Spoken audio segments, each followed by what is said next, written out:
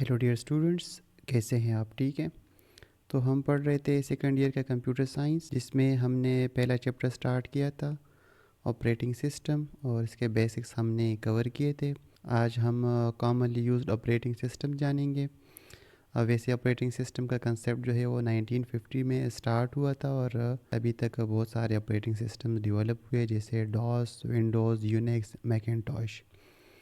तो आज हम पढ़ेंगे डॉस डिस्क ऑपरेटिंग सिस्टम। तो डॉस जो है वो 1980s में डेवलप किया था माइक्रोसॉफ्ट ने, जिसका बानी है बिल गेट्स। और माइक्रोसॉफ्ट वालों को IBM कंपनी, कंप्यूटर की कंपनी थी, उन्होंने कहा था कि उसके पर्सनल कंप्यूटर के लिए आप एक ऑपरेटिंग सिस्टम डेवलप करें। तो उन्होंने 16 बिट ऑपरेटिंग सिस्टम डेवलप की और इसका नाम रखा PC डॉस, मतलब personal computer disc operating system. उसके बाद माइक्रोसॉफ्ट वालों ने एक और वर्जन इसका रिलीज़ किया, जिसका नाम रखा गया MS DOS, Microsoft disk operating system. ये दोनों सेम ही है, बस सिर्फ नाम का फ़र्क है। तो डॉस जो है वो कमांड बेस्ड ऑपरेटिंग सिस्टम है, मतलब आप सारा काम जो है कमांड बेस्ड ही करेंगे। आजकल तो हम यूज़ कर रहे हैं विंडोज़ ऑपरेटिंग सिस्टम, जो कि GUI है, ग्राफिकल यूज़र इंटरफेस। हम माउस का इस्तेमाल करके ग्राफिक्स पे क्लिक करते हैं और मुख्तलिफ काम लेते हैं, लेकिन डॉस ऐसा नहीं था। ये बस ब्लैक स्क्रीन ही था, और जिसमें हम कमांड्स लिखते थे और उससे काम लेते थे। तो आपके बुक में कुछ कॉमनली यूज्ड डॉस कमांड्स हैं। वैसे तो है बहुत, लेकिन कुछ ये दिए गए हैं। तो मैं चाहता हूँ कि ये आपको सिर्फ एक्सप्लेन ना करूँ, बल्कि प्रैक्टिकली परफॉर्म भी करूँ। तो मैं डॉस ओपन कर लेता हूँ। यहाँ सर्च में आपने या तो CMD टाइप करना है, या आप डॉस भी टाइप कर सकते हैं। यहाँ से आप कमांड प्रॉम्प्ट पे क्लिक करेंगे तो ये ब्लैक स्क्रीन आ जाएगा। ये हमारा MS डॉस है, इसका वर्जन 10 है। अब हम कहाँ पे, हम C ड्राइव में यूज़र ज़ुबैर खान, इस फोल्डर में हम मौजूद है। मैं आपको दिखा भी देता हूँ। ये C ड्राइव हो गया, यूज़र्स और ज़ुबैर खान। फ़िलहाल हम यहाँ पे मौजूद है। यहाँ पे आप कुछ फोल्डर्स देख सकते हैं, cash, app data, contacts, documents वगैरह। तो यहाँ पे अगर मैं चेक करूँ, अच्छा इसको बोलते हैं डायरेक्टरी। डॉस में इसको डायरेक्टरी, फोल्डर को डायरेक्टरी बोलते हैं। तो आपने इसमें कंफ्यूज नहीं होना। तो यहाँ मैं आता हूँ और ये फ़ोल्डर है। तो सबसे पहले मैं चेक कर लेता हूँ कि यहाँ पे मेरे कौन से फ़ोल्डर मौजूद हैं। तो इसके लिए मैं DIR लिख दूँगा, लिस्ट डायरेक्टरी। DIR मैंने लिख दिया, एंटर की प्रेस की, तो ये जो फ़ोल्डर्स मैंने आपको दिखा दिए कि कॉन्टेक्ट्स, डॉक्यूमेंट्स, डाउनलोड्स, ये सारे यहाँ पे आ गए। DIR देखिए फिर से आ गया। अब मैं ऐसा करता हूँ कि इसमें एक नया फ़ोल्डर का इजाफ़ा करता हूँ। सबसे पहले मैं यहाँ पे क्रिएट कर लेता हूँ। मैं इसको कुछ इस तरह से करके यहाँ पे फ़ोल्डर बना लेता हूँ ज़ुबैर के नाम से। इसके अंदर अब कुछ भी नहीं है फ़िलहाल। तो मैं यहाँ पे आता हूँ, फिर से मैं DIR कमांड देता हूँ और चेक करता हूँ। तो देखें लास्ट में ज़ुबैर फ़ोल्डर आ गया है। अब मैं इस फ़ोल्डर के अंदर जाना चाहता हूँ। तो इसके लिए कमांड है CD, चेंज डायरेक्टरी। तो मैं CD टाइप करूँगा, स्पेस दूँगा और अपना जो फ़ोल्डर है, डायरेक्टरी, उसका नाम लिखूँगा, एंटर की प्रेस करूँगा। तो देखिए अब इसके साथ ज़ुबैर भी आ रहा है, मतलब मैं यहाँ पे आ गया। मैं यहाँ पे चेक करना चाहता हूँ कि यहाँ पे कुछ है या नहीं है। तो DIR फिर से मैं दूँगा। तो देखिए यहाँ ये फ़ोल्डर खाली है, डायरेक्टरी खाली है। यहाँ भी अगर आप चेक करें तो खाली है। अब यहाँ पे मैं एक फ़ाइल क्रिएट कर लेता हूँ नोट्स के नाम से, नोटपैड। ये मैंने क्रिएट कर दिया। इसके अंदर भी देखें तो कुछ भी नहीं है। ठीक हो गया। यहाँ फिर से आता हूँ, फिर से मैं DIR कमांड देता हूँ। तो देखें यहाँ पे notes dot TXT, Zubair folder के अंदर एक टेक्स्ट फाइल क्रिएट हुआ नोट्स डॉट TXT के नाम से। बुक में ये भी दिया गया है MKDIR। तो मैं इसी ज़ुबैर फ़ोल्डर के अंदर एक नोट्स का एक फ़ोल्डर क्रिएट करना चाहता हूँ, डायरेक्टरी क्रिएट करना चाहता हूँ यूजिंग MS डॉस।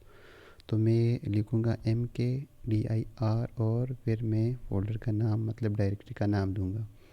तो फ़ोल्डर क्रिएट हो गया होगा। चेक करने के लिए आप यहाँ पे आ सकते हैं। नोट्स, ये देखें ज़ुबैर के अंदर ये नोट्स फ़ोल्डर क्रिएट हो गया है।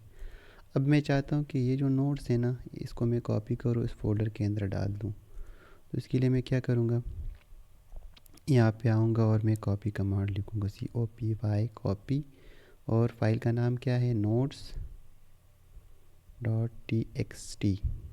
ठीक हो गया। और स्पेस दूंगा और उस फोल्डर का नाम दूंगा जिसमें मैं कॉपी करना चाहता हूँ। तो फोल्डर का नाम नोट्स है। एंटर की प्रेस करूँगा तो यहाँ पे लिखा हुआ आ रहा है वन फाइल कॉपीड। चेक करने के लिए आप यहाँ पे आ सकते हैं नोट्स। तो देखिए नोट्स यहाँ पे भी आ गए। इसको मैं ओपन कर लेता हूँ। इसमें फ़िलहाल कुछ भी नहीं है। अब मैं इस डायरेक्टरी के अंदर, किस डायरेक्टरी के अंदर हूँ, ज़ुबैर डायरेक्टरी के अंदर हूँ, जो कि मैं यहाँ पे हूँ, यहाँ पे।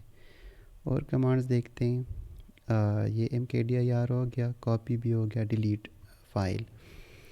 अब मैं चाहता हूँ कि ये जो नोट्स है ना, ये मैं डिलीट कर दूँ। ज़ुबैर फोल्डर के अंदर डायरेक्टरी के अंदर नोट्स ये मैं डिलीट कर दूँ। तो मैं यहाँ पे आऊँगा और यहाँ पे मैं DEL लिखूँगा, DEL space notes dot TXT, inter. तो वो डिलीट हो गया है।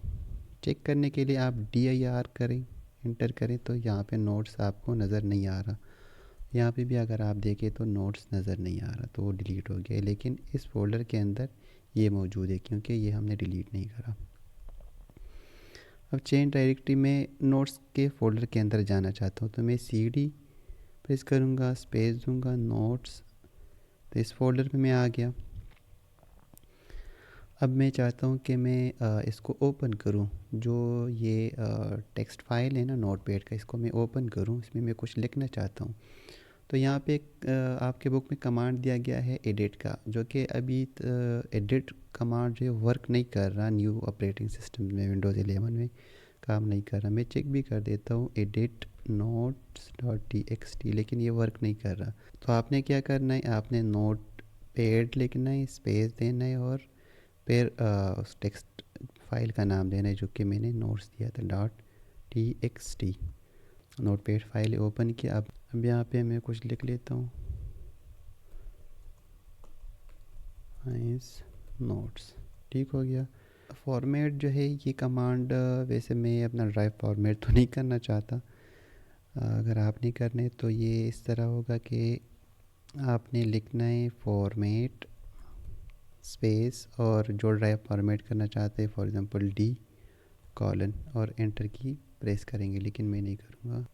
हेल्प में आपके बेसिक कमांड्स है वो आ जाते हैं। तो यहाँ पे अगर आप लिख लेते हैं हेल्प, एंटर की प्रेस करते, तो जितने भी कॉमनली यूज्ड कमांड्स है वो सारे आ जाते हैं आपके पास। रिमूव डायरेक्टरी, तो आपने कोई फ़ोल्डर डिलीट करना है। तो सबसे पहले मैं नोट्स फोल्डर के अंदर ही हूँ और यहाँ पे मैंने एक न्यू फोल्डर क्रिएट किया।